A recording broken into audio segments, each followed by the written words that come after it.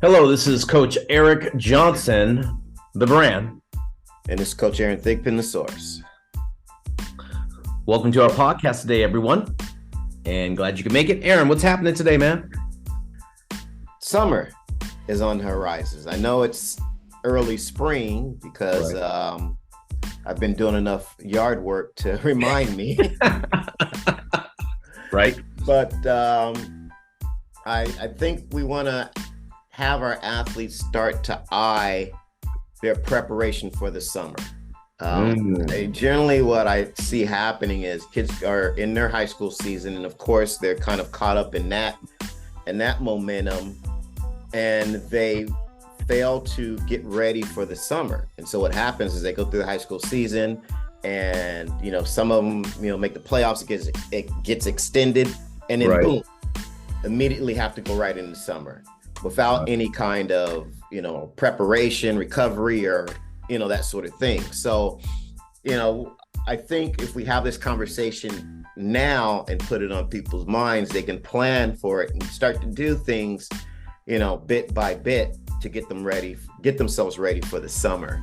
Right. There's a term I like to use called the cumulative effect of training. So what I mean by that is you get the benefits of training over the passage of time. And so it's kind of like filling a glass with drops, every day. Right. At some point, you're going to get full. You're going to get that glass full. So that's kind of what I'm thinking. And another analogy I always talk about is, your off season is where you kind of put money in the bank, and then you spend it during the season. Right. Well, this is just another way to kind of start to add more funds so that you're ready and have more funds available for the summer, if that analogy makes any sense. Makes a lot of sense. Because you are depleting them right now, through the process of just competing. Your training levels and volumes aren't that high. You're kind of, if you're doing it right, you're at least trying to do some maintenance work. But if you're not, you're really depleting your body's resources, and you're going to need those resources for when the summer comes. So, that's kind of the long answer for which might be a short topic today. Right. But I'll let you take it from there. Yeah, I think I see a lot of athletes that I come in contact with. And I've been going to games, Aaron, watching our high school players play a little bit to get a kind of feel where they're at and what they're doing. And you're right, they're depleting their assets a little bit because they're at the field 5 or 6 days a week. And it seems like with homework, family stuff, everything, the training kind of gets put off to the side, Aaron. Bit. And I really want our players to, be organized during this time. So I think I really agree with you. The maintenance is really key for me to get ready for, for the summer and getting ready to do something that can sustain, as you say, the cumulative effect, not, depleting your assets. At least they have something in the bank to where they can get better a little bit and maintain what they've been training for. So I agree with you 100%. And I guess my question to you, Aaron, is that as these kids get into these athletes, high school athletes, and get into their summer season, people don't know what maintenance is. They don't know how many days to do it. They get confused about how much to do. They go in the gym once or twice and do it really hard and say, okay, I'm good. But I think the really key to maintenance, Aaron, is just being consistent with your training for the next 8 weeks before you start. Really, June 1st is really when these high school guys will transition into their summer team. So they got basically 7.5 weeks, Aaron, right, to put together a really solid maintenance program and be consistent. And then I want to go into the summer a little bit. I want to give them a little tease. I want to save something for us later, about what should you be doing in the summer. But, what do you think about that maintenance? What does that look like for a elite athlete that's trying to play, at the next level? Yeah, I mean, we've talked about maintenance programs. I was trying to pull up some of our previous podcasts. Right. Guys, go through our library. I think there's at least one or two. Again, sometimes all of these subjects are interconnected, and we touch on some of these topics kind of sometimes multiple times in different podcasts. So check them out. But, my rule of thumb is an athlete should be doing a maintenance routine, a minimum of 2, a maximum of 3 times a week. Now, again, that doesn't mean you're going in, you're spending an hour, 2 hours in the gym. Maintenance program can be a 30-minute program, it could be a 20-minute program. Sometimes I say, hey, take, 2 of your favorite upper body lifts and 2 of your favorite lower body lifts and do those. Or if you're, a pitcher and you've got some specialty exercises, or maybe pick a couple of those.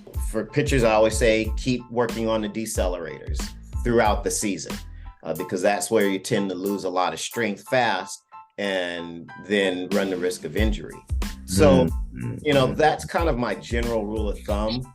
You've got to obviously pick something that can fit in your schedule, but build your schedule so that you have that time set aside, so that you have that 30 minutes in the morning and 30 minutes right after baseball practice where you can do those things. Or if there's a lull between getting out of school and going to baseball practice, well, don't stand around shooting the shit after school is out, waiting for practice to start. Maybe that's a good time to go on in and get some of your exercises done, whether it's dumbbells, whether it's banding, whether it's, some running, some sprints, whatever it may be.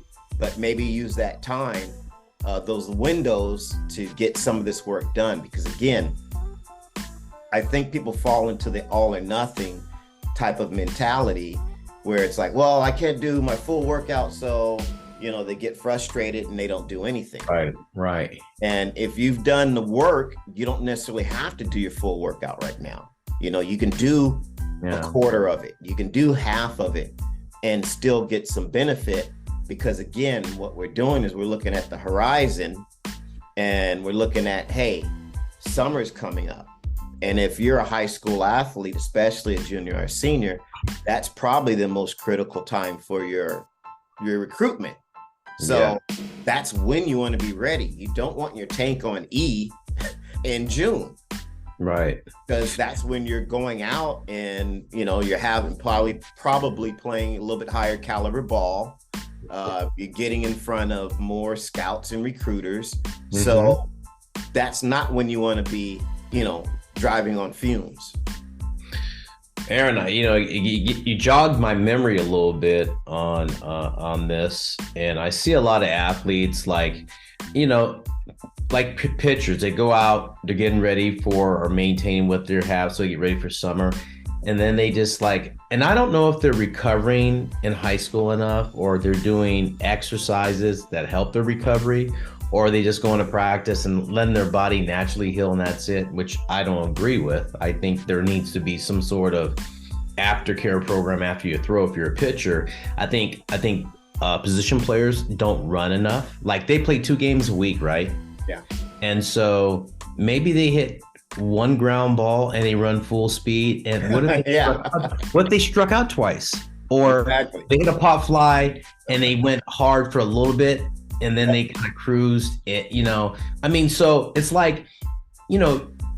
running's part of the game. Don't you have to maintain some sort of running program that it's not crazy, but can't you do okay, on 2 days a week, I'm going to sprint 6 sprints and I'm going to go hard for 30 yards or 40 yards or whatever to maintain, what I have, because I don't see that. And then hitters, they take, and it's funny because I was thinking about all this stuff because I talk to all my players all the time.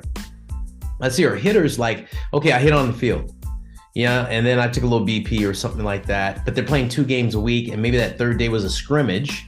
So they get 2 days to hit, and the 2 days they hit, it was I got 12 swings here, or I got 40 here.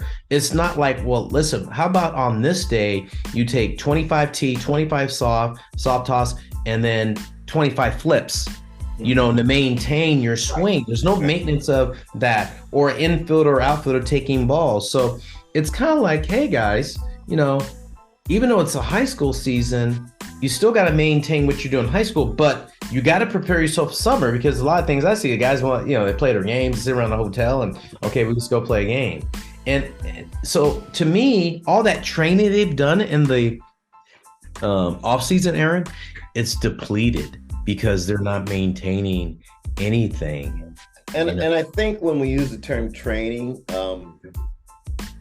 there's got to be, I guess, a little bit more description for it. I think people equate training with getting in shape. Oh, yes. And so they feel, well, I'm in shape to play the baseball season, so I don't need to do anything else. Right. And training is actually more than that, because you're trying to acquire and develop skill, and all of that is based on muscular coordination, balance, neurological firing, and all of those aspects that you can't see but are really key to how you're going to perform. They dull over time. Yeah. And so you have to train to keep all of those things sharpened. And if you're talking about high performance, you want it at a razor's edge. So even in track and field, we talk about 1% or 3% of a degradation in performance can be catastrophic, because that's the difference between winning and losing. So yeah, and you're not going to necessarily always feel that 1 to 3% degradation. Yeah, you're not going to feel that, hey, your backswing went from 75 miles an hour to 70. And so what do you do to keep that that skill and that edge sharp? And that's what we're really talking about, because you don't want to start out at 75 and you're down to 68 in June. Right. And now you have no time to get ready for better pitching, better competition, and you're going in there with, a 5% or a 10% decrease in your performance because you didn't maintain it. Yeah. And that's those are the subtleties. That's where, now all of a sudden a guy who's throwing 85 is getting by you, or now you're one step away from getting thrown out. Yes. Now you're missing that ground ball by 1.5 feet. Aaron, do you think athletes think that if they train as we're talking about, that they're going to get tired? Like, I'm going to get tired before the game, or I'm going to get tired and I'm not going to be able to perform. And I kind of, I think athletes think that way. And I think the mindset is that maybe some parents may think that way out there, that, hey, listen, he's going hard, doing all this stuff. And I'm like going, no, I'm like saying, no, you got to maintain this. What's your opinion about that, man? Because I've been like, hey, no, you're not tiring out the athlete. Can you talk about this a little bit? Exactly. Yeah. I get this all the time. Well, he's got, practice, and he's got games. You know what? To take a line from one of my favorite movies growing up, Lighten Up, Francis. If any of you guys know the movie Stripes. Lighten Up, Francis. Baseball is not strenuous from a physical standpoint. Maybe if you're a pitcher, but if you're a position player, you're not running all the time. Like I said, even if you're a good position player, you're going 1 for 3, right? So you get right. You know what I'm saying? Come on. If you've done the off-season conditioning, you've got a base to work from. Obviously, what we're talking about is maintaining that base and sharpening. And how much of baseball is standing around? And a lot. Exactly. And so your body can get stiff, it can get tight.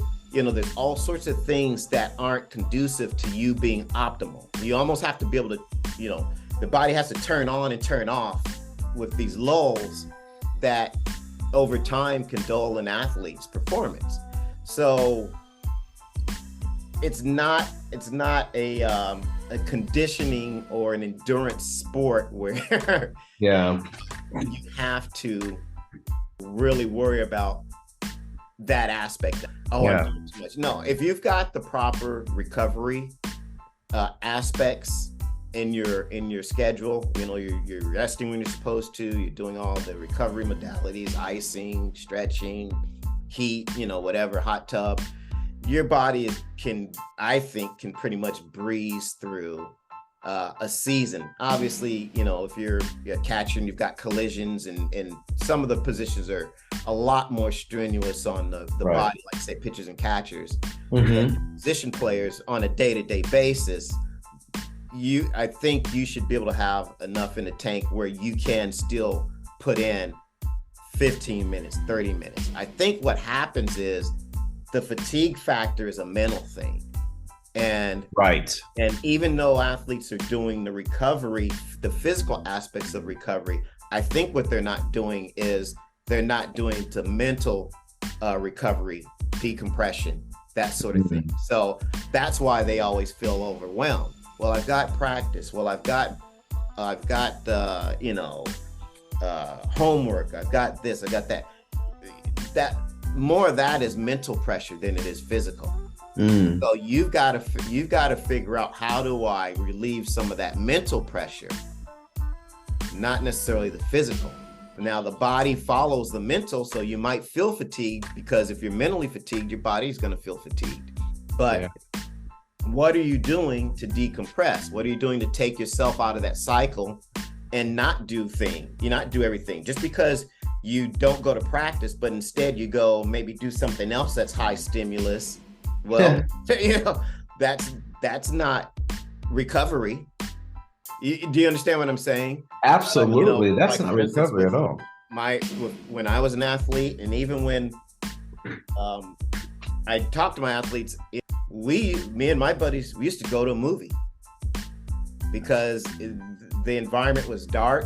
It was quiet. I mean, there might be an action movie or something like that, but you got a chance to kind of take some of that sensory load off of you. And I guess maybe that's what I'm talking about, Okay. taking some of that sensory load where your mind isn't always going, but can actually shut down, cool down, and whatever that might be. For me, I always carried a book with me when I travel. And that was a great way to, I'm a big reader. So that was a great way for me to decompress and take my mind into, Into the the fantasy world of whatever I was reading. Right. And away from all the other things. So that's kind of how I decompress. And so maybe it might be reading, maybe it might be music, maybe it might be just, taking naps. I'm big on taking naps. Yes. So I think it has more to do with the sensory overload than anything else. But obviously it manifests itself in physical feelings. Yeah. So I think that's kind of where, I'm looking at it. Yeah.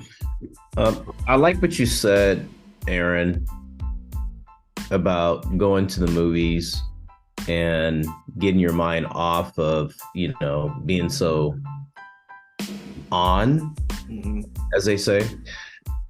I think one thing I notice, Aaron, is that athletes don't really journal or have a schedule when they're in season during high school, and then when they go on the summer, it's just like, we're just going be here, and that's it. It's not like, you can outline your day, and I tell all the athletes out there today, why don't you just plan your day? Write stuff out. All you guys have phones, write it out what you're going to do.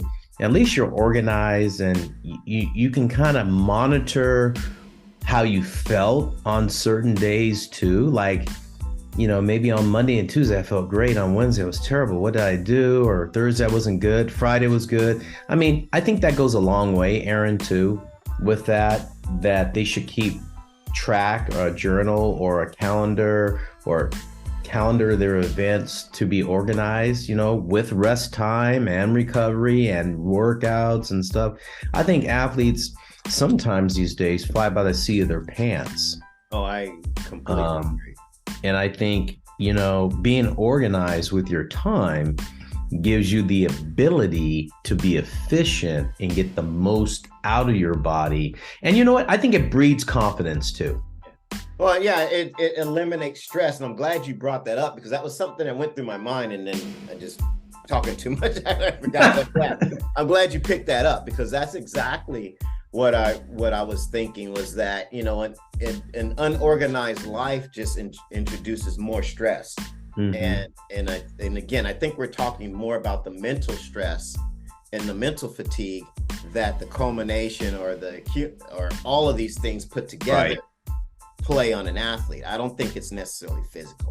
So, again, cry me a river about the whole. I'm tired. Yeah. Okay. Yeah. I don't buy that either. I think there's so much time to recover and rest. I like to see our athletes stretch more when they're on the road. They have a tendency to get tight. And, and I say this a lot too. I think stretching, is good for a couple things, and it doesn't have to be this long program or whatever, but 10 minutes of stretching to kind of let your mind be free. Yeah. And just making sure that your body is limber. I mean, I'm not the most flexible guy. I don't like stretching, but I'll tell you, when I take my 5 or 10 minutes of stretch on a regular basis or rolling out and stuff, man, my body feels better. Like in general for the week. If I just do that consistently, I feel good, and it gives me the ability to say like, hey man, those aches and pains aren't, they're not there this week or they're not there anymore. And I think athletes, kind of like, well, whatever, the serious ones do it and I see their energy levels just soar, man, Yeah, I agree. I mean, it's always great to take time to center yourself. Whether, for me, a lot of times it was getting in the water. Water does it for me. Hot tub, whether it's swimming, whether it's just floating around in the pool for 20 minutes and not doing anything. It maybe gives me just some of that sensory deprivation. And actually, one of our athletes, Robert Stevenson, does that. He goes into the sensory deprivation tank as part of his recovery, and he loves it. I've got to try that sometime. He does. He actually does that. And that really helps him because I think he's like me. He's pretty high strung, from that competitive standpoint. And sometimes it's not just as simple as say, okay, I'm not going to do anything because your mind, it's not as easy to shut your mind off as it is to shut your body. It's easy to stop doing things with your body. Mm-hmm. But, for some of us, our mind still keeps going, and I'm a victim of my mind running at, 4 a.m. in the morning. Absolutely. Right with you on that one. And I don't know if that's, a common trait, but just from my experience, that's, something that I've got to do. And maybe one of the things I've tried to learn to do is if I have that 4 a.m. rev of my mind instead of working, because I used to be like, oh yeah, this is perfect time. I'm getting real productive and I'd be at work. Now it's kind of like, you know what? Let me just make this quiet time. Ain't nothing happening at 4 a.m. in the morning. Instead of getting up and saying, okay, well now I'm going to work on this program, or now I'm going to go do this, or now I'm going to do some bookkeeping. Actually, now it's like, you know what? I already have the urge to get up. My mind is going. Let me go in another room, sit in the dark, and just chill until my mind revs back down. Yeah. I like that, Aaron. I like that a lot, man. That's a good tip, man. Good tip. I like that. Well, Aaron, hey, that's what I have to say about this subject. You got anything else, man? No, summer's coming up. Like you said, I think you said 7 weeks. 7 weeks. Time, but it will go by fast, and you've got to be nimble.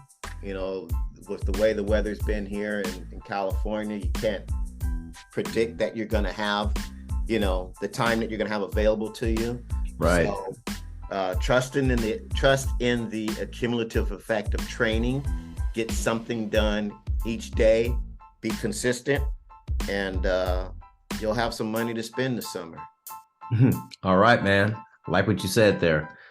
All right, people out there, thanks for listening in to our podcast today. This is Coach Eric Johnson, the brand.